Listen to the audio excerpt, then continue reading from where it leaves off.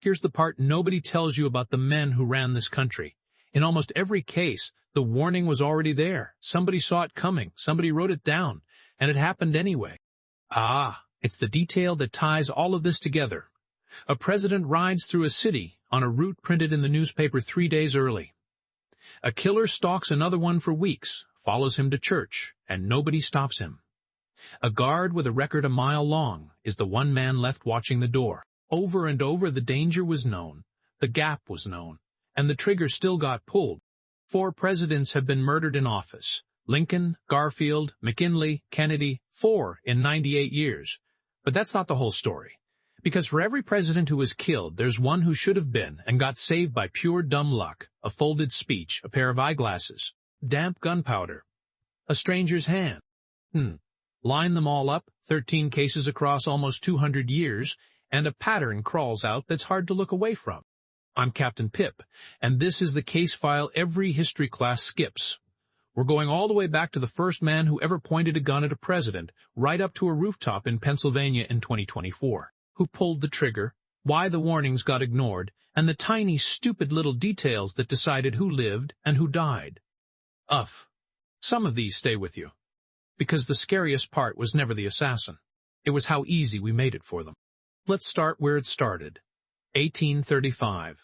Andrew Jackson, the 7th president, 67 years old, already walking around with 2 bullets in him from old duels.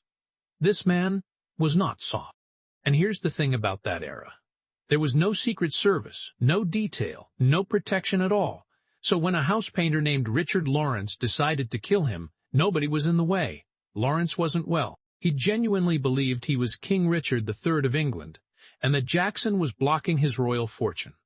He waited at the Capitol, stepped out about 10 feet away, raised a pistol, and pulled the trigger. It misfired. So Lawrence, calm as anything, dropped it and pulled a second pistol. Fired. And that one misfired too. 2 guns. Both dead. What are the odds? Somebody actually did the math. The Smithsonian later test fired both pistols, and they went off perfectly, first try. The best guess is damp January air in the powder. One expert put the odds of both failing back-to-back at 1 in 125,000. And what does a 67-year-old man with 2 bullets already in him do next? He charges. Jackson beats Lawrence with his cane until people pull him off. One of the men who helped tackle the shooter was a congressman named Davy Crockett, first man to ever aim a gun at a president, and the lesson nobody learned was, maybe this guy needs guards. Hold that thought. Because 30 years later, that exact gap gets a president killed. April 14, 1865, the Civil War is basically over. Lee surrendered 5 days ago, and Abraham Lincoln, the 16th president, decides to do something normal. He goes to the theater, Ford's Theater. He's in the state box, holding Mary's hand, relaxed for maybe the first time in 4 years. And where's his bodyguard? You won't like this. His name was John Parker, and let me read you this man's resume. Cited for being drunk on duty, for visiting a brothel while working, for sleeping on the job. This is the one man guarding the president on the biggest night of the century. And during the play, Parker got up, left his post, and wandered off. The door to the president was wide open, and a man was waiting for exactly that. John Wilkes Booth, 26, and here's the twist people forget. He wasn't some nobody. He was one of the most famous actors in America. He knew this theater. He knew the exact line that would get the biggest laugh. He slipped into the box, waited for that line. The crowd exploded, and under that cover he fired a single shot from a little Derringer into the back of Lincoln's head. The ball went in behind his left ear, tore through his brain, and stopped behind his right eye. Lincoln never spoke another word. Now, here's the part that guts me. The first doctor to reach him was a kid. Charles Leal, 23, 6 weeks out of medical school. When the breathing stopped, he cleared the clot with his own finger to bring him back. They carried Lincoln to a boarding house and laid him on a bed too short for his 6'4" frame diagonally. He lasted 9 hours. And through the night, young Leal held his hand. He said he wanted Lincoln to know, in his blindness, that he had a friend, man, a stranger, holding the president's hand so he wouldn't die feeling alone. Lincoln was pronounced dead at 7:22 in the morning. And here's the bitter kicker. That same year, the government finally created the Secret Service. Except, get this, not to protect the president, to fight counterfeit money. Nobody was assigned to guard the man in the chair. Ugh. They'd learned that lesson the hardest way. Twice more. 16 years later, they still hadn't learned. And this one made me genuinely angry because the assassin barely killed this president. The doctors did the rest. July 2nd, 1881. James Garfield, the 20th president, walks into a train station in Washington. No bodyguard. Again. Waiting for him is Charles Guiteau, a delusional man who thought he was owed a government job. He'd stalked Garfield for weeks. He bought a fancy ivory-handled revolver on purpose because, I'm not making this up, he figured it'd look good in a museum someday. He fired twice. One grazed the arm. The second lodged near the pancreas. And here's the crucial fact. That wound was survivable. Easily. The bullet missed everything vital. Garfield could have lived. And then the doctors got involved. The lead physician was Dr. Willard Bliss. And no, that's not his title. His actual first name, given at birth, was Doctor. Over in Europe, they'd already figured out you sterilize your hands before digging in a wound. Bliss thought that was nonsense. So over 80 days, 12 different doctors stuck unwashed fingers and dirty probes into the hole in Garfield's back, hunting the bullet. 12. Searching the wrong side the whole time, shoving in more bacteria every time. A 3-inch bullet channel became a 20-inch highway of infection. They even called in Alexander Graham Bell with a metal detector he'd invented. Great idea. Except it gave garbage readings because nobody moved the president off his bed, and the metal springs in the mattress threw it off. Oof. And Bliss only let him scan the right side. The bullet was on the left. Garfield wasted away. His weight dropped from 210 pounds to 130. Near the end, he asked an aide, "Do you think my name will have a place in history?" Then he was gone. Less than 200 days as president. At the trial, Guiteau said the doctors killed Garfield. He just shot him. And the ugly truth is, he was basically right. They hanged him anyway. 20 years later. And hush, you'd think by now they'd have figured it out. They had not. September 6th, 1901. William McKinley, the 25th president, is at a big fair in Buffalo, doing his favorite thing, shaking hands with the public, 40, 50 a minute. His secretary, George Courtleau, hated it. He crossed this event off the schedule 3 separate times, and 3 times McKinley put it right back, waving him off with, "Oh, no one would ever want to hurt me." Famous last words. In that line was Leon Czolgosz, a 28-year-old anarchist, with a revolver wrapped in a white handkerchief so it looked like a bandage. He reaches the front. McKinley reaches out to shake the bandaged hand, and Czolgosz fires twice, right through the handkerchief, and the bad luck piles on. The surgeon they grabbed for the president was a gynecologist. And this one gets me. Thomas Edison had sent a brand-new X-ray machine to that very fair. It was sitting right there on display, the one machine that could have found the bullet. Nobody used it. For a few days, McKinley seemed to recover. Then gangrene spread along the bullet's path. On his deathbed, he was heard humming, "Nearer, my God, to thee." He died September 14th. Czolgosz went to the electric chair 45 days later, and they poured acid into his coffin to destroy the body. 3 presidents, 3 murders in 36 years, and finally, after the 3rd one, the government officially gave the Secret Service the job of protecting the president. Whoo! 3 dead presidents. But even that doesn't make you safe. It just means the next one has to work harder. And now the one everybody knows. Or, the one everybody thinks they know. Because even here, the warnings were screaming. November 22nd, 1963, Dallas. John F. Kennedy, the 35th president, rolling through downtown in an open convertible. Top down, on a route printed in the local papers 3 days before, and people had begged him not to go. Dallas was hostile. The unambassador had been spat on and hit with a sign in that same city a month earlier and warned Kennedy to stay away. That morning, a full-page ad ran, bordered in black like a funeral notice, calling the president a traitor. Kennedy reportedly turned to Jackie and said, We're heading into nut country today. And he went anyway, top down. He wanted to be seen. 6 floors up in the Texas School Book Depository was Lee Harvey Oswald, 24, an ex-Marine who defected to the Soviet Union and come back. That morning he carried a long paper package to work and told a coworker it was curtain rods. It was a rifle. Oh, and both the FBI and CIA had files on this man. Neither told the Secret Service he existed. 3 shots in about 6 to 9 seconds. According to the official Warren Commission finding, 1 bullet passed through Kennedy's back and throat and went on to wound Governor Connally in front of him. The final shot hit the president in the head. Now, I'll say this plainly. People have questioned that account for 60 years, and the theories are their own rabbit hole. I'm not here to sell you one. I'm telling you what the record says. The whole thing was caught on a home movie camera by a man named Abraham Zapruder. The public wasn't allowed to see the worst frame for over a decade. Kennedy was pronounced dead at 1 in the afternoon. He was 46, and it's not over. 2 days later, as police move Oswald through their own basement on live television, a nightclub owner named Jack Ruby steps out and shoots him dead. Ruby screamed, "You killed my president, you rat!" He later said he did it to spare Mrs. F. Desai, Kennedy from coming back to Dallas for a trial.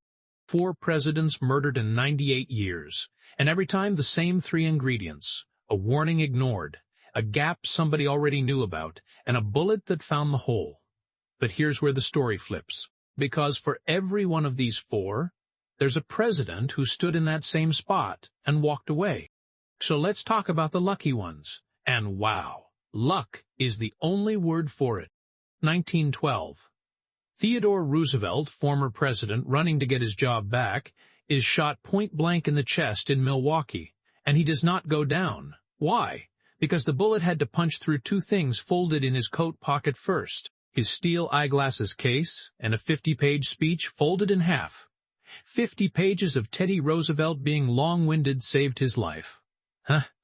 The bullet stopped in his chest muscle, never reached his lung. And this absolute unit coughs into his hand, sees no blood, and decides he's fine. He goes on stage, opens his coat to show the blood stain, and says, "It takes more than that to kill a bull moose." Then he talks for 84 minutes, with a bullet in him. 1933. Franklin Roosevelt, president-elect, giving a speech from his car in Miami. A man named Giuseppe Zangara wants to kill him, but he's barely 5'1", so he stands on a wobbly folding chair to see over the crowd. He fires 5 shots, and that wobbly chair plus a woman grabbing his arm throws off everyone. Not one hits Roosevelt. But, oof, one hits the mayor of Chicago, Anton Cermak, standing right there. Cermak died weeks later. Zangara was executed 33 days after the shooting. His last words in the chair? Push the button. And then the wildest one. 1950. Harry Truman is living in Blair House, right on a public sidewalk, while the White House gets repaired. 2 Puerto Rican nationalists just walk up in daylight and open fire, trying to storm the door. 27 shots in 38 seconds. And here's the man to remember. A White House officer named Leslie Koffel takes 3 bullets to the chest. He's dying on his feet. And one attacker is steps from the door, reloading, with a clear path to the president's bedroom. So Koffel, mortally wounded, leans on his guard booth, raises his gun, and with 1 shot drops the attacker dead. Then he collapses. He died hours later. Leslie Koffel is the only member of a presidential guard ever killed protecting the president. He traded his life for Truman's, after he'd already been shot 3 times. And Truman, watching from an upstairs window until agents screamed at him to get back. But the scariest chapter, the one that never really ends, was still coming. The 70s got strange. In just 17 days, 2 different women tried to kill the same president, Gerald Ford. First, September 1975, a Manson follower named Squeaky Frommie points a loaded .45 at Ford from 2 feet away, pulls the trigger, and nothing. There was no round in the chamber. Her own weapon saved. 17 days later, a woman named Sarah Jane Moore fires a .38 at Ford outside a San Francisco hotel. And this shot is good. But a bystander, an ex-Marine named Oliver Sipple, lunges and grabs her arm, knocking the shot wide. He saved the president. He was an instant hero. And here's the gut punch. Sipple was gay and not out to his family. The press printed it. His own mother stopped speaking to him. The man who saved the president had his life quietly fall apart for it. That one was never fair. 1981. Ronald Reagan. John Hinckley fires 6 shots in 1.7 seconds. And catch this, Hinckley had already been arrested the year before at an airport carrying 3 guns while stalking President Carter. He paid a small fine and walked. Nobody flagged him. One bullet ricochets off the armored limo, folds flat like a dime, and slips into Reagan through a 1-inch gap under his arm. It stops 1 inch from his heart. Nobody even realizes he's hit until Agent Jerry Parr sees him coughing bright red blood and diverts to the hospital. That call saved him. And the kicker, that flattened bullet was an exploding round. It was supposed to detonate inside him. It didn't. 1 inch, and a dud. Oh, and it's not just an American thing. 2005. George W. Bush is speaking to a huge crowd in Tbilisi, in the country of Georgia. A man throws a live grenade toward the stage. It lands about 60 feet away in a packed square, and it does not go off. Why? He'd wrapped it in a thick tartan handkerchief to hide it, and the cloth jammed the lever tight enough that it never released. A piece of plaid cloth stopped a massacre. They caught him weeks later, and during that arrest, he shot and killed one of the officers. So the grenade did take a life, just not the one he aimed for. Which brings us to the rooftop, the one you watched live, July 13th, 2024, Butler, Pennsylvania. A 20-year-old named Thomas Crooks climbs onto a warehouse roof about 130 yards from the stage where Donald Trump is speaking and fires 8 rounds. And here's the pattern, one more time, in high definition. That roof had been flagged as a concern during planning. People in the crowd spotted Crooks up there and were shouting for a minute or more before he fired. A local officer even climbed up, saw the rifle, and backed off. The gap was known. Again, a round grazed Trump's ear. But behind him, a former fire chief named Corey Comparator was killed shielding his family. Counter-snipers took Crooks out seconds later. The head of the Secret Service resigned 10 days after, and the official reports used one brutal word over and over: preventable. And then, 2 months later, it almost happened again, September 2024. A man named Ryan Routh is found hiding in the bushes along a Florida golf course with a rifle, waiting while Trump plays. This time, an agent scanning ahead spots the barrel through the fence and fires first. Routh runs. He's caught. In 2026, he was sentenced to life. 2 attempts, 2 months, same year. Woo, woo.